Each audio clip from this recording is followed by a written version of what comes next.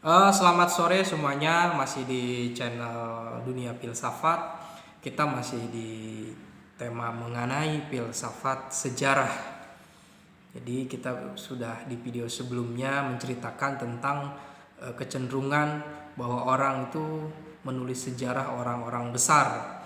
Lalu orang-orang kecil itu mungkin tidak mungkin tertulis di dalam sejarah. Apakah ini sebagai suatu kelaziman? Mungkin dilazimkan karena setiap orang itu akan meliput peristiwa-peristiwa besar, eh, orang-orang besar, mungkin gagasan besar.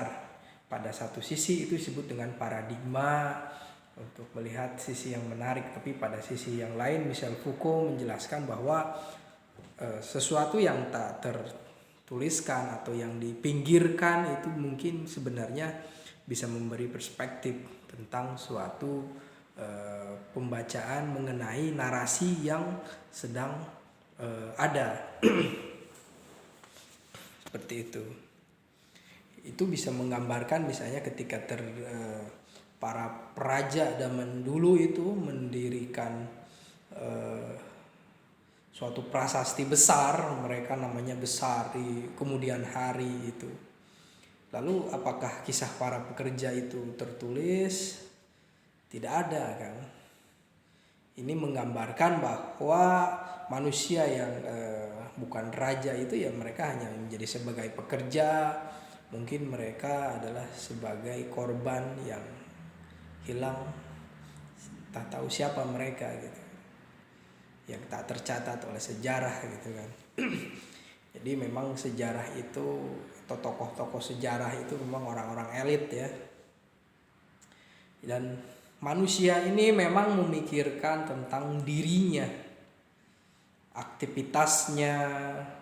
Kadang akan berpikir apakah dia akan diingat sampai ratusan tahun ke depan atau 10 tahun ke depan walaupun sudah meninggal, apakah dia akan selalu diingat, sehingga orang menulis tentang buku atau bikin YouTube mungkin ya untuk saat ini gitu.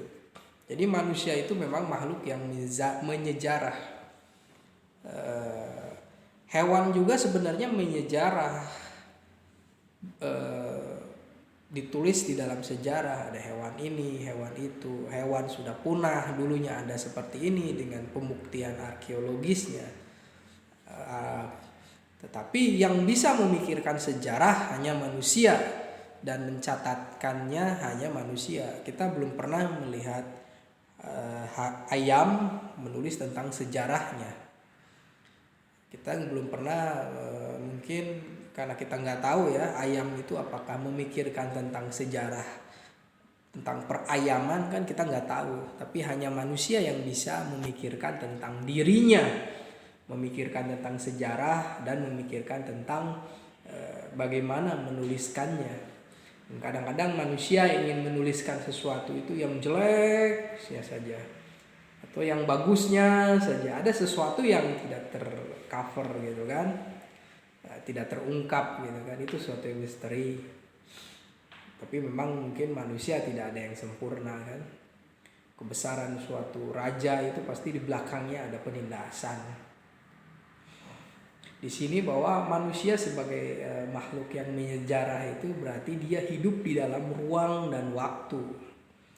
Dia hidup di dalam suatu keadaan, dia memiliki suatu aktivitas di dalam ruang dan waktu itu, dan dia hidup bermasyarakat, menciptakan budaya, menciptakan peradaban, kerajaan, negara, alat militer, alat teknologi. Mereka menciptakan di dalam ruang dan waktu. Manusia pemikirannya tidak mungkin hidup di ruangan hampa. Jadi manusia berada di dalam ruang dan waktu. Tapi manusia juga bisa berpikir abstrak. Itu yang membedakan manusia. Jadi pembahasan mengenai manusia di dalam ruang dan waktu adalah manusia akan terbatas. Manusia hanya hidup di dalam suatu keadaan saja, yaitu ketika dia masih hidup. Kalau dia sudah mati ya tidak akan ya dia hanya menulis tentang dunia, di dunia hidup dunia saja. Manusia mengalami kematian berarti dia memiliki suatu batas eksistensi.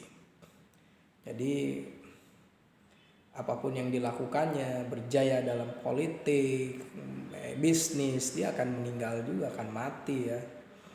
Nah, di sini bahwa manusia itu merenungkan tentang keterbatasan dirinya di dalam sejarah itu.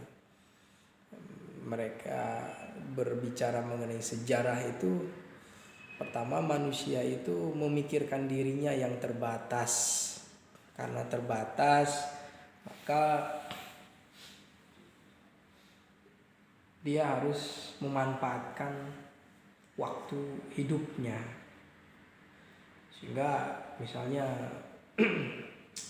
orang-orang besar seperti Ibnu Rus, Ibnu Sina, mereka menulis buku yang berjilid-jilid. Dari tahun mereka sampai sekarang itu kan udah ratusan tahun ya. Tapi mereka dikenal gitu. Kalau saya belum tentu nama saya dikenal.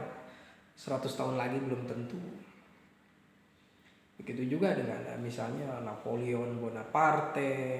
Itulah yang disebut dengan sejarah menuliskan orang-orang besar. Dan menuliskan gagasan yang besar. Ya iyalah besar. Kisah para nabi, kisah orang suci, Buddha, ya seperti itulah. Lalu adakah sejarah yang menuliskan tentang orang-orang kecil? Ya mungkin orang kecil itu sekarang bisa menuliskan dirinya, karena sekarang orang sudah sadar literasi, dia bisa menulis tentang kisah dirinya, relasi dengan orang lain, menjadi biografi. Bahkan sekarang itu narasi besar itu mungkin sudah tidak penting lagi. Zaman postmodern ini orang yang penting orang menulis apa-apa, tidak ada tendensi orang ini besar atau kecil. Ini menurut pemahaman posmo gitu. Orang kita membaca atau suatu biografi nggak perlu lah membaca siapakah dia, kita baca saja dan kita akan menyimpulkannya gitu. Misalnya biografi saya, semua orang nggak mau baca, tapi bisa biografi Nelson Mandela dibaca gitu. Ya, kalau menurut Michel Foucault ya mungkin biografi saya perlu dibaca juga. Persoalannya ya mungkin saja ada bermakna di sana gitu. Kalau memakai eksistensialis, ya pertama narasi besar dalam pembacaan posmo mungkin mengenai sejarah, setiap orang bisa berpartisipasi gitu. Nah, di sini sejarah manusia itu sejarah mengenai partisipasi tentang kebebasan. Apakah zaman dulu, zaman Orde Baru, kebebasan itu bisa dijamin?